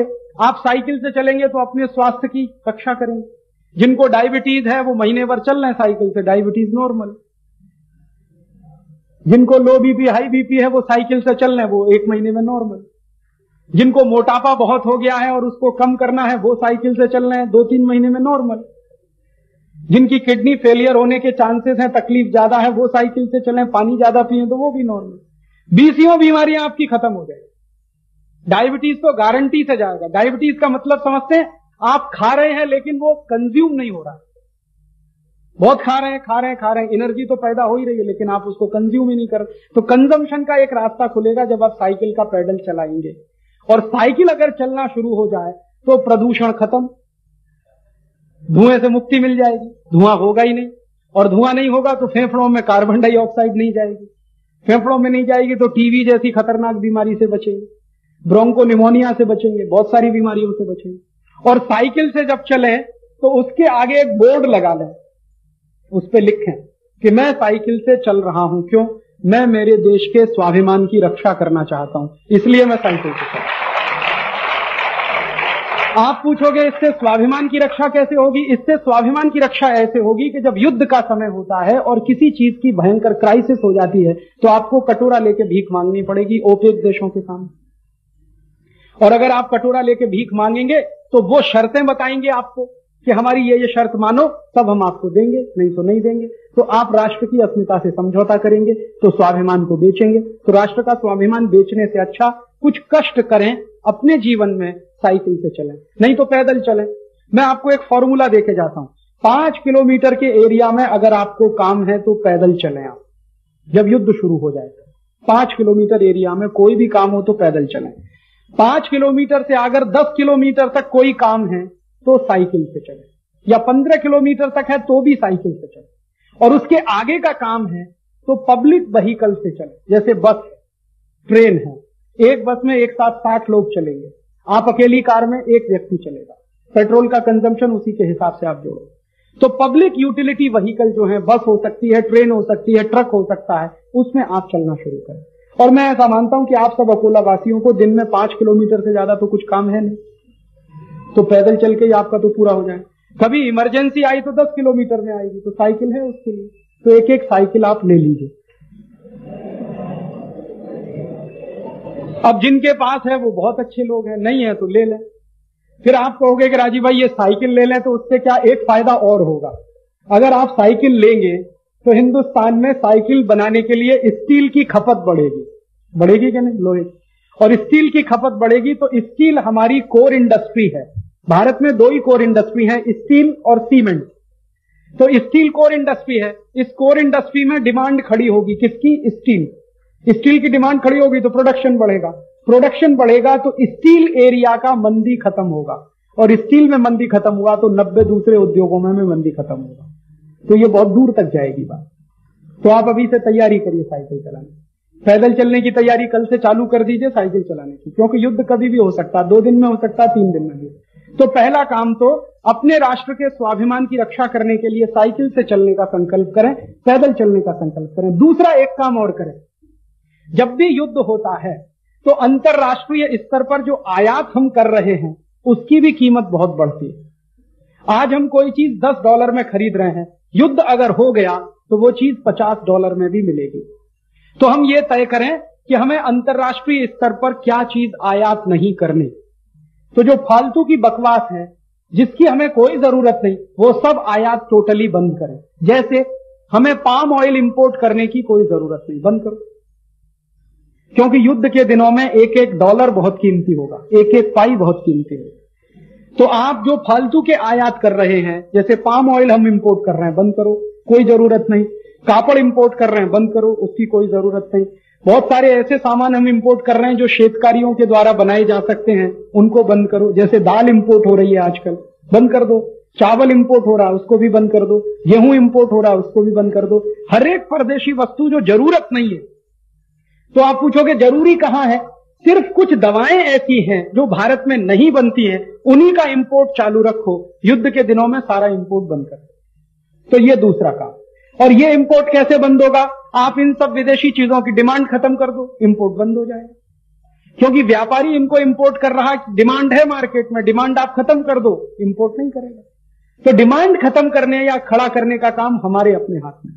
तो हम डिमांड खत्म करें, कोई इंपोर्टेड वस्तु हम नहीं लेंगे युद्ध के समय में, क्योंकि राष्ट्र के स्वाभिमान की रक्षा वो पहला काम है। तो इस तरह से इंपोर्टेड वस्तुएं बंद होंगी, डीजल पेट्रोल की खपत कम होगी, तो राष्ट्र के स्वाभिमान की हम रक्षा कर सकेंगे। और युद्ध के समय में कुछ नई टेक्नोलॉजी विकसित हो। तो मेरे दिमाग में बहुत दिन से एक आइडिया चल रहा कि भारत देश में जितनी भी टेक्नोलॉजी बनी कार बनाने की या इंजन बनाने की, वो डीजल पेट्रोल आधारित है। अभी सुप्रीम कोर्ट ने थोड़े दिन से जजमेंट दिया, सीएनजी आया, कंप्रेस्ड नेचुरल गैस आया। तो कंप्रेस्ड नेचुरल गैस के आधार पर अब इंजन बनने लगा, क्योंकि सीएनजी अपने देश में है। लेकिन अब पता चला है कि सीएनजी भी बहुत ज्यादा नहीं है पूरे देश में। तो मैं तो ऐसा मानता हूं कि युद्ध के दौरान हम सब मिलकर अगर एक अभियान चलाएं, मैं तो वो करने ही वाला हूं, वो ये कि भारत के इंजन जो गाड़ियों में लगे हैं, चाहे वो 4 पहिए की गाड़ी हो या 2 पहिए की गाड़ी हो, वो आपका स्कूटर मोटरसाइकिल हो या कार हो, जीप हो, कुछ भी हो, हर एक इंजन को एक ऐसी वस्तु से चलाएं जो भारत में भरपूर मात्रा में बन सकती है, जिसे इंपोर्ट करने की जरूरत नहीं। मेरे दिमाग में 2 आइडिया। एक आइडिया यह है कि अपने देश में भरपूर मात्रा में एथिल एल्कोहल बनता है। एथिल एल्कोहल माने दारू बनाने का कच्चा माल, वो बहुत है अपने देश में। और मैंने सुना है कि महाराष्ट्र सरकार के पास तो सबसे ज्यादा, क्योंकि महाराष्ट्र सरकार 7,000 दारू की दुकानें खोलने जा रही है गांव में। तो ये 7,000 दारू की दुकानें लोगों को पिलाने के लिए क्यों खोले? ये जो दारू बनाने का कच्चा माल है एथिल एल्कोहल, इसी को हम इंजन चलाने में वापर सकते हैं। एथिल एल्कोहल से बहुत अच्छी गाड़ी चल सकती है, और मैंने चला के देखी। मेरे आईआईटी के कुछ मित्र जो रात दिन कुछ प्रोजेक्ट में काम करते रहते हैं ऑल्टरनेटिव टेक्नोलॉजी का, उन्होंने एक ऐसा इंजन डिजाइन किया है जो आपके एथिल एल्कोहल से बहुत अच्छे तरीके से चल सकता है। उसमें 60% एथिल एल्कोहल वापरते हैं, 40% पेट्रोल वापरते हैं। तो 40% पेट्रोल तो देश में पैदा ही होता, तो वो हम ले लें और बाकी एथिल एल्कोहल ले लें। और एथिल एल्कोहल का कंजम्पशन डीजल पेट्रोल की जगह अगर होने लगे तो दारू पीने वालों की शामत आ जाए, माने मिले ही नहीं दारू पीने, तो दारू पीने वाले भी कम हो जाए। और एक और रास्ता मेरे पास है, मैंने एक और थोड़े क्षेत्र में काम शुरू किया है। आप जानते हैं हर एक गांव में पशु हैं, गाय है, बैल है, भैंस है, घोड़े हैं, और उन पशुओं का गोबर भी है, उनका एक्सक्रीटा भी है, जिसको हम कुछ भी कहें, गोबर कहें, वेस्ट कहें, मल कहें, कुछ भी कहें। उस सभी मल में एक बहुत अच्छी गैस होती है, उसको मीथेन गैस कहते हैं। गाय का जो गोबर है ना, गोबर में मीथेन गैस है, बड़द का गोबर है उसमें भी मीथेन है। ये जो मीथेन गैस है ये बहुत काम की हो सकती है। मैंने अभी इस पे एक प्रयोग किया। आजादी बचाओ आंदोलन की एक छोटी सी लेबोरेटरी है छत्तीसगढ़ में, रायपुर जिला है। रायपुर जिले में एक अछोटी नाम का गांव है, वहां पर हमारा एक केंद्र चलता है जहां पर हम कुछ साइंटिफिक एक्सपेरिमेंट करते रहते हैं। वहां मेरा एक मित्र है जो रात दिन कुछ एक्सपेरिमेंट में लगा रहता है, मैं भी जाता रहता हूं। तो अभी कई दिनों से हमारा दिमाग ये काम कर रहा है कि ये जो गांव गांव में मीथेन गैस है, इससे चलाओ अपनी गाड़ी। तो अब हमने गाड़ी चलाने का एक्सपेरिमेंट तो सफलतापूर्वक पूरा किया और मीथेन से बहुत अच्छी गाड़ी चलती है। और हम वहां अछोटी गांव में अपने केंद्र की 4 पहिए की गाड़ी और 2 पहिए का स्कूटर दोनों मीथेन गैस से चलाते हैं। 1 पैसा भी डीजल और पेट्रोल हम नहीं वापरते, और मीथेन गैस से दोनों चलते हैं। तो आप पूछोगे खर्च क्या आता है? मेरा जो स्कूटर वहां मीथेन गैस से दौड़ता है, वो स्कूटर 1 किलोमीटर जब चलता है तो खर्चा मात्र उसका 13 से 14 पैसा आता है। 1 किलोमीटर मात्र 13-14 पैसा। मेरी 4 पहिए की गाड़ी जब चलती है और मीथेन गैस से 1 किलोमीटर, तो उसका खर्चा 35 से 40 पैसा आता है बस। और यहां डीजल पेट्रोल से आप गाड़ी चलाओ, 1 किलोमीटर का खर्च कम से कम 2.5 से 3, 4, 5 रुपए तक आता है। मेरा तो 25-30 पैसे में ही काम चल जाता है। अब मैंने क्या शुरू किया है कि ये जो मीथेन गैस है ये इसी इंजन में काम कर सकती है जो इंजन आपके पास है, एग्जिस्टिंग इंजन, उसमें कोई चेंज करने की जरूरत नहीं। बस उसमें प्रॉब्लम क्या आ रही है? प्रॉब्लम ये आ रही है कि वो मीथेन गैस को सिलेंडर में कैसे भरे, क्योंकि ओपन है, वो तो खुली हुई है। तो अभी हम लोग सारा रात दिन मगजमारी कर रहे हैं कि इसको सिलेंडर में कैसे भरें। तो मैंने एक छोटे सिलेंडर बनवाए, छोटे छोटे 1 किलो 2 किलो के। तो छोटे सिलेंडर में भरना आसान है, उसके लिए एक मशीन डिजाइन किया। वो मशीन उसी गांव में हमने लगवाई, 3.5-4 लाख रुपए में मशीन बनके तैयार हुई। उसका डिजाइन हम लोगों ने तैयार किया। अब वो मशीन क्या करती है, छोटे गैस के सिलेंडर भरती है। तो एक किलो, 1.25 किलो, 1.5 किलो का सिलेंडर स्कूटर में बड़े आराम से फिट होता है और स्कूटर उससे बड़े आराम से दौड़ता है। अब मैंने ये सोचा है कि ये काम अगर हम करें तो पूरे देश में बड़ी क्रांति हो सकती है। कैसे? हर एक गांव में मीथेन गैस है और इफरात में है, क्योंकि हर एक गांव में गाय, बैल, बकरी, घोड़े सब हैं, तो उनका वेस्ट भी है। वेस्ट है तो मीथेन गैस है, और वो वेस्ट तो बेकारी पड़ा हुआ है। हम उसको ठीक से खड्डा खोद के डालें, गोबर गैस के प्लांट लगा लें, उसमें से मीथेन गैस का प्रोडक्शन हो, वो मीथेन गैस को सिलेंडर में भर लें, सिलेंडर में भर के हमारी गाड़ी में लगा लें, गाड़ी उससे दौड़ना शुरू करे, तो भाड़ में जाए डीजल और भाड़ में जाए पेट्रोल, अपने को क्या लेना देना दुनिया। तो ये युद्ध अगर आया तो मेरी तैयारी इस बात की है कि हम इस दिशा में काम करेंगे। अपने को ना अमेरिका के साथ जाना है ना इस्लामिक देशों, अपने को अपना रास्ता बनाना, और अपना रास्ता इसी में से बनेगा। कोई लोग कहते हैं कि राजीव भाई आप क्या मानते हैं, मैं उनको कहता हूं कि हमें अमेरिका से आगे जाना, हमें ये इस्लामिक देशों से भी आगे जाना। तो अगर उनसे आगे जाना है तो नया रास्ता बनाना होगा। उनके रास्ते पर चलकर आप उनसे आगे नहीं जाते। अगर आप उनको फॉलो कर रहे हैं तो उनके पीछे ही चलेंगे, अगर आप उनको बाईपास करेंगे तो आप उनसे आगे निकलेंगे। तो ये बाईपास कैसे करेंगे? अब तक हम उनको फॉलो कर रहे हैं डीजल पेट्रोल की टेक्नोलॉजी को ही अपने देश में इंपोर्ट करके, ये तो हमने फॉलो किया। अब इसको बाईपास कैसे करेंगे? डीजल पेट्रोल की टेक्नोलॉजी को हटाओ, मीथेन गैस की टेक्नोलॉजी को लाओ, तो बाईपास कर लेंगे। और हर एक गांव में मीथेन गैस है, तो मैं तो सपना देखता हूं कि हर एक गांव में एक मीथेन गैस का पंप हो जाए और उस पंप पे मीथेन गैस भरना शुरू हो जाए। तो गाड़ियों में सिलेंडर लगा दिए जाए, जैसे हम डीजल पेट्रोल भरते हैं वैसे ही सिलेंडर फिट रहे, उनमें मीथेन गैस भरो, आगे चलो, दूसरा भरो, आगे चलो। तो सीएनजी गैस के पंप खड़े करने में सरकार को अबजों डॉलर का खर्च है, मीथेन गैस के पंप खड़े करने में ये खर्च नहीं आएगा। और अगर ये काम हम कर पाए तो हर एक गांव के काश्तकारों को कोटिपति बनने का रास्ता खुल जाएगा। कैसे बनेगा काश्तकार कोटिपति? ऐसे ही तो बनेगा कि जो उसके पास कच्चा माल है उसको भाव दिलवा दो तो कोटिपति होगा। उसके पास गोबर सबसे ज्यादा मात्रा में, क्योंकि 22 करोड़ पशु हैं उसके पास, मुफ्त का पड़ा हुआ है, कोई उसको पूछता नहीं है, उसी की कीमत लगा दो। और इतनी लगा दो कि जब मीथेन गैस से गाड़ी दौड़ने लगे तो गोबर का भाव 50 रुपए किलो तक पहुंच जाए। लगा दो तो देखो, लगा दो तो देखो काश्तकार बढ़ता है कि नहीं बढ़ता। तो अपने देश के लिए इसमें से क्या रास्ता निकलता, वो ये निकलता।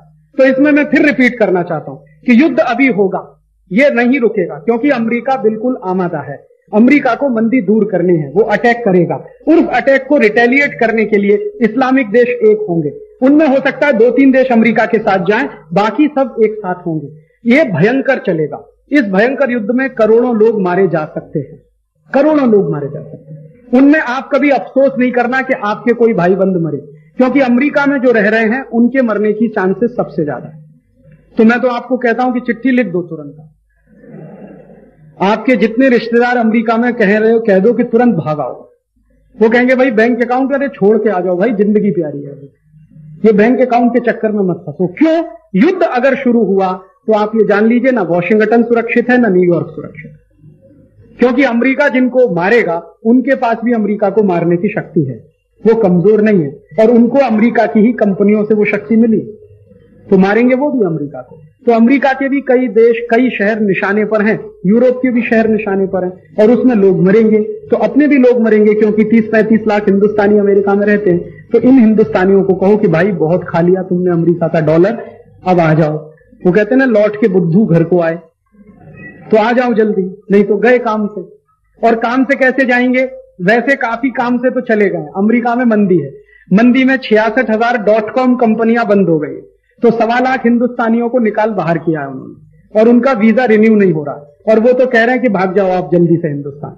अब यही लालच में है जो वहां पड़े हुए हैं, वो इस लालच में है कि शायद कल नौकरी मिल जाए, परसों नौकरी मिल जाए। तो आप उनसे कहो कि बहुत लालच हो गया, अब ज्यादा चक्कर में मत फंसो, जिंदगी बचानी है तो भारत में वापस आ जाओ। फिर पूछेंगे काम क्या है, तो अपने पास बहुत काम है, बुलाओ तो सही ना। ये मीथेन गैस का जो सिस्टम चलेगा इन्हीं में लगाएंगे ना सब, बहुत काम है अपने पास, काम की कुछ कमी नहीं।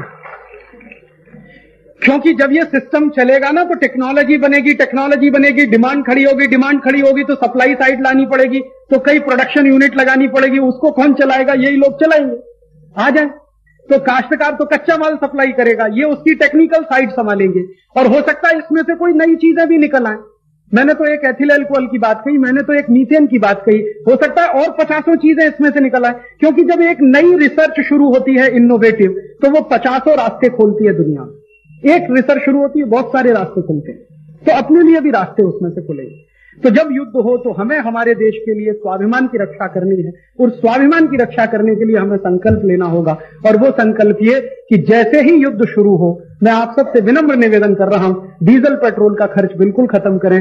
जो गाड़ियों से चल रहे हैं वो साइकिल पे आ जाएं, साइकिल वाले साइकिल से चलें, नहीं तो पैदल चलें। जितना साइकिल और पैदल चलने का काम आप करेंगे, डीजल पेट्रोल का कंजम्पशन उतना ही कम होगा। और ये संदेश अगर अकोला शहर से गया तो मुझे बहुत खुशी होगी। अकोला शहर अगर ये संदेश दे पूरे देश को कि जैसे ही युद्ध शुरू हो, अकोला में हजारों लोग साइकिल पर आ गए, हजारों लोग पैदल आ गए, तो सारा देश देखेगा कि देखो ये अकोला वाले इतिहास बनाए। आप बनाइए इतिहास, आपके सामने बहुत अच्छा मौका। ये मौके बार बार नहीं आते। इतिहास में नाम दर्ज करा लीजिए कि जब तीसरा विश्व युद्ध हुआ था तो अकोला के नागरिकों ने इतिहास बनाया था, और वो इतिहास यही कि हम हमारे सुख सुविधाओं को छोड़कर साइकिल से चलेंगे, पैदल चलेंगे, देश के स्वाभिमान की रक्षा करेंगे। हम स्वाभिमान की कीमत पर अपने सुख सुविधाओं में नहीं फंसेंगे। तो एक तो डीजल पेट्रोल का बहिष्कार, दूसरा मैंने कहा जो इंपोर्टेड चीजें हम ले रहे हैं उनका भी बहिष्कार। बहुत सारी इंपोर्टेड वस्तुएं हमारे घर में हैं, उनको मत खरीदिएगा। और ऐसी अमेरिकन कंपनियों की वस्तुएं तो वो तो बिल्कुल मत खरीदिएगा, वो आप पहले से जानते हैं, क्योंकि बार बार मैं उस विषय पर व्याख्यान दे चुका हूं, इसलिए उस विषय को रिपीट नहीं कर रहा हूं। विदेशी कंपनियों की वस्तुएं खरीदना सबसे जल्दी बंद करिए, क्योंकि युद्ध जब चलेगा तो यही विदेशी कंपनियां अमेरिका को मनी सप्लाई करेंगे। वो क्या चाहेंगे, हिंदुस्तान में माल बिक्री बढ़े तो यहां से डॉलर्स मिले तो अमेरिका की आर्मी को सप्लाई करें, क्योंकि युद्ध के समय में पैसे की कमी पड़ती है, तो वो यहां से सप्लाई साइड मजबूत करने की कोशिश करेंगे। और अगर हम उसी समय सप्लाई साइड को काट दें, तोड़ दें, तो बहुत अच्छा है। देखिए, दुश्मन के खिलाफ जब युद्ध लड़ते हैं ना, तो युद्ध तो ठीक है लड़ते ही हैं, लेकिन दुश्मन की सप्लाई लाइन पहले तोड़ते हैं। एक अच्छा जो कमांडर होता है ना आर्मी का, वो क्या करता है, दुश्मन को कहां से रसद मिल रही है पहले वो लाइन तोड़। तो भारत में से ये जो सप्लाई लाइन बनी हुई है, इसको आप तोड़ दो। सप्लाई लाइन कहां से बनी हुई है, पेप्सी कोला की बिक्री से सप्लाई लाइन बनी हुई है, कोका कोला की बिक्री से बनी हुई है। जितनी अमेरिकी कंपनियों का माल बिक रहा है, पेप्सी, कोका कोला, कॉलगेट या Procter and Gamble, Reckitt and Colman, ये कंपनियां सप्लाई लाइन है हमारे यहां से उनके लिए, वो आप तोड़ दो। और उसके स्थान पर जो अपने गांव में बनने वाले सामान है उनकी खरीद शुरू कर दो, तो इससे डॉलर्स बचेगा। आप ध्यान रखना, जितनी भी अमेरिकन यूरोपियन कंपनियां यहां व्यापार करती हैं वो डॉलर्स में ले जाती हैं प्रॉफिट, और युद्ध के समय में डॉलर्स की ही क्राइसिस सबसे ज्यादा आएगी, क्योंकि इंटरनेशनल लेवल पे हार्ड करेंसी वही है। आज हमारे पास हम कह सकते हैं $45 बिलियन है, लेकिन युद्ध के दौरान हो सकता है वो $10 अरब ही रह जाए। बहुत तेजी से खर्च होता है पैसा, आता नहीं है, पैसा ब्लॉक हो जाता है। तो उस परिस्थिति में देश का एक एक पाई बचाना हमारा धर्म, और वो धर्म हम पूरा करें, वो हमारे संकल्प से होगा, किसी दूसरे को देखने से नहीं होगा। तो हम हमारे राष्ट्र के लिए संकल्प करेंगे। मैं ऐसा ही एक निवेदन आपसे आज करके जा रहा हूं, और मुझे उम्मीद है कि अकोला वासी इस संकल्प में खरे उतरेंगे। मैं बीच बीच में खबर लेता रहूंगा कि अकोला के निवासियों ने युद्ध के समय देश के स्वाभिमान की रक्षा करने के लिए क्या किया। अब मेरा आपसे निवेदन है कि आप सब खड़े हो ही रहे हैं, तो हम सब संकल्प लेकर खड़े। आज हम सब संकल्प करें कि युद्ध की परिस्थिति अगर बनेगी तो राष्ट्र के स्वाभिमान की रक्षा करने के लिए अपने जीवन की सुख सुविधाओं में जितना संभव होगा कटौती करेंगे, और जितना संभव होगा राष्ट्र के स्वाभिमान की रक्षा करेंगे।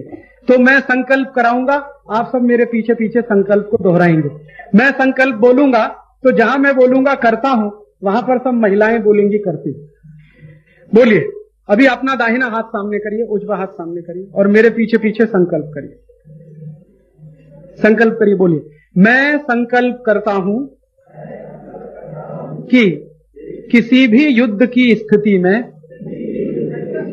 अपने राष्ट्र के स्वाभिमान की अंतिम समय तक रक्षा करूंगा। इसके लिए अपने जीवन में जो भी कष्ट उठाने पड़े उन्हें उठाने की पूरी कोशिश करूंगा अन्य दूसरों को इसी संकल्प के लिए प्रेरित करता रहूंगा। अभी मैं बोलूंगा भारत माता की, आप बोलेंगे जय, 3 बार बोलेंगे। भारत माता की, भारत माता की, भारत माता की। हम सब ईश्वर से प्रार्थना करें कि युद्ध में भले ही कोई जीते या हारे, लेकिन मानवता की विजय हो, क्योंकि हम तो मानवता की ही बात कर सकते हैं। भारतीयता में उसी को बहुत ऊंचा स्थान है। अमेरिका हारे या इस्लामिक देश जीते, इस्लामिक देश हारे या अमेरिका जीते, हमें दोनों में से किसी साइड में नहीं जाना है। हमें हमारी मान्यताओं पर अडिग रहना है, और हमारी मान्यता मानवता की रक्षा करने की है। हमारी मान्यता तो संपूर्ण जीव जगत के कल्याण वाली है, तो उस मानवता की रक्षा ईश्वर करे, ऐसी प्रार्थना हम रोज ईश्वर से करें। आपका बहुत आभार, बहुत धन्यवाद।